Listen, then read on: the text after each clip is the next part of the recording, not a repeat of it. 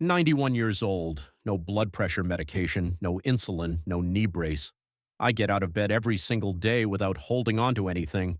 My memory works, my body works, and I'm going to tell you right now what I eat, because most people my age have already been convinced they need to avoid exactly these foods. This is not a recipe. This is not a trendy superfood list.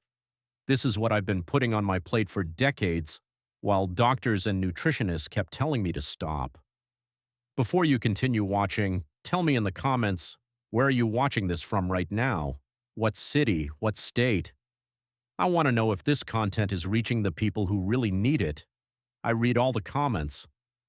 The first food that sustains my vitality today has the same reputation I had when I was young and said what I thought. Most people hate it without understanding it. Red meat, roasted, with the fat. Not the lean filet mignon they sell you as healthy. The cut with that fat cap that melts slowly during the cooking process, releasing compounds the human body has recognized for over 200,000 years of evolution. What nobody tells you is that the saturated fat in beef works directly on testosterone production and sex hormones in general, including in women. After 60, hormonal decline accelerates muscle loss, mental fog, and chronic fatigue. The fat from meat is one of the only nutrients the body uses as direct raw material to partially reverse that. The creatine naturally found in red meat is absorbed far more effectively than any powdered supplement. It crosses the blood-brain barrier, the membrane that protects the brain, and directly fuels neurons. Studies with adults over 70 show measurable improvement in short-term memory with regular red meat consumption. Not the supplement, the food. Carnosine, another compound exclusive to animal meat, is one of the most potent antioxidants that exist, and it concentrates in skeletal muscle tissue and brain tissue. At 91, my muscle still responds to physical effort. That's not lucky genetics. That's substrate. That's what I give my body every single day. What people were taught to fear is exactly what maintains cellular architecture functioning in old age. The cholesterol that comes from meat fat doesn't clog the arteries of healthy people. It rebuilds cell membranes, produces endogenous vitamin D, and protects the nervous system. I roast the meat at high heat on the outside, keep the center pink. The fat turns golden, slightly crispy at the edge, and I eat all of it. Nothing left on the plate. Before we move on, tell me in the comments, what city are you watching this from? I want to know where the people who still think differently from the crowd are coming from. The second food in my protocol is not glamorous. It has no sophisticated packaging, no influencer marketing behind it. But it does something almost no other food can. It nourishes the gut and the brain at the same time through completely different mechanisms. Sweet potato. What most people don't know is that sweet potato, cooked and then cooled or slowly roasted, has a very high proportion of resistant starch. That starch is not digested in the small intestine. It arrives intact in the large intestine, where the bacteria that regulate your immune system, your mood, and your systemic inflammation feed on it. When you're 91 years old, what determines whether you'll have mental clarity or confusion, energy or exhaustion, mobility or pain, is largely the state of your gut microbiome, and sweet potato is one of the most efficient modulators I know. The beta-carotene in sweet potato, the pigment that gives it the orange color, is converted by the body into active vitamin A. Vitamin A protects the mucus lining of every system, respiratory, digestive, and ocular. With age, the ocular mucosa degrades. Most people accept that as inevitable. I didn't. Then there's potassium. Sweet potato has more potassium than banana, and with far less glycemic impact when prepared correctly. Potassium regulates blood pressure naturally, balances intracellular sodium, and protects cardiac function. No pill, no side effects. What interests me is not the flavor. It's the signal this food sends to my endocrine system: stability, glucose that rises slowly, insulin that doesn't spike, inflammation that doesn't flare, and that, combined with what the meat already does for my hormones, creates an internal environment where the body doesn't have to spend all its energy putting out fires. The third food is what people ask me about most, because they see my cognition, the way I process information, how I recall details, how I articulate reasoning, and they want to know what I do for my brain. Avocado is part of that, but not for the reason you read about on social media. The oleic acid in avocado, the same fatty acid found in olive oil, has the ability to cross the blood-brain barrier and stimulate the production of BDNF, brain-derived neurotrophic factor. BDNF is literally the fertilizer of neural tissue.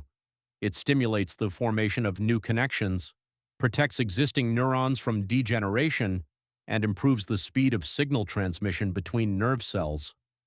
Most people associate cognitive decline with aging as if it were automatic. It's not. It's deficiency. Substrate deficiency. When you don't offer the brain the right lipids, it gradually degrades myelin, the protective sheath around neurons. Think of it like the insulation on an electrical wire wearing down. The signal starts to fail. Avocado also delivers vitamin E in its most bioavailable form, natural tocopherols, not the synthetic version found in supplements. That vitamin E protects the membrane of nerve cells from oxidation, and glutathione, one of the most powerful endogenous antioxidants, has its production stimulated by the compounds in avocado. Another point that's rarely mentioned: avocado improves the absorption of fat-soluble nutrients from other foods eaten in the same meal. The beta-carotene from sweet potato, for example, when consumed with fat, absorption increases up to 15 times. So these foods don't work separately in my body, they work together. Write to me down below. Do you already use avocado regularly? And what state are you from? I want to understand the dietary patterns of the people who follow me.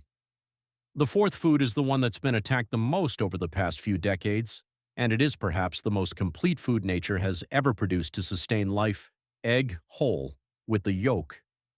The egg yolk contains choline, and choline is the direct precursor to acetylcholine, the neurotransmitter responsible for memory, learning, and coordinated muscle contraction. With aging, acetylcholine production drops.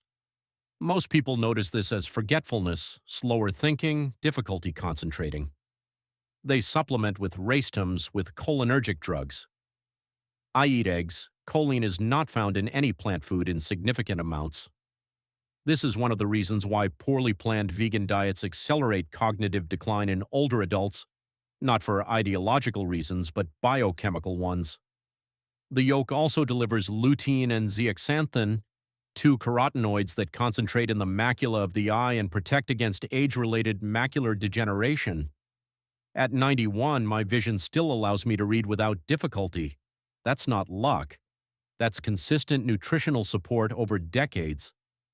Egg protein has the most complete amino acid profile of any natural food, including leucine, the amino acid that directly activates muscle protein synthesis. It's not about how much protein you consume, it's about how much your muscle can actually use. And the leucine in eggs is a direct signal: build muscle now. The cholesterol in the yolk, which frightened entire generations of physicians, is the precursor to vitamin D3, steroid hormones, and the bile that digests fat. Removing dietary cholesterol from an elderly person is removing the raw material of the system that keeps them standing. Recent studies, not the ones funded by the margarine industry in the 1970s, show that daily consumption of whole eggs has no correlation with increased cardiovascular risk in healthy populations.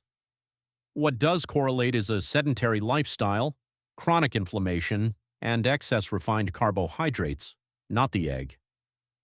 I didn't ask you to trust me. I asked you to look at the result. 91 years old, no medication list, no cane, memory intact, muscle mass intact, energy intact. These four foods are not a miracle. They are what the human body evolved to receive, and what decades of food industry influence and misguided nutritional guidelines remove from the plates of older people at exactly the moment in life when they need it most. Roasted red meat with the fat, sweet potato, avocado, whole egg. If you made it this far, do me a favor. Write in the comments what city you're from and which of these four foods you already eat regularly. I want to know whether your region has easy access to these foods, because your answer will help me keep creating content that's actually useful for you. And if you know someone over 60 who is convinced to cut fat, eggs, or meat from their diet, send them this video. It might be the most important piece of information they received this year.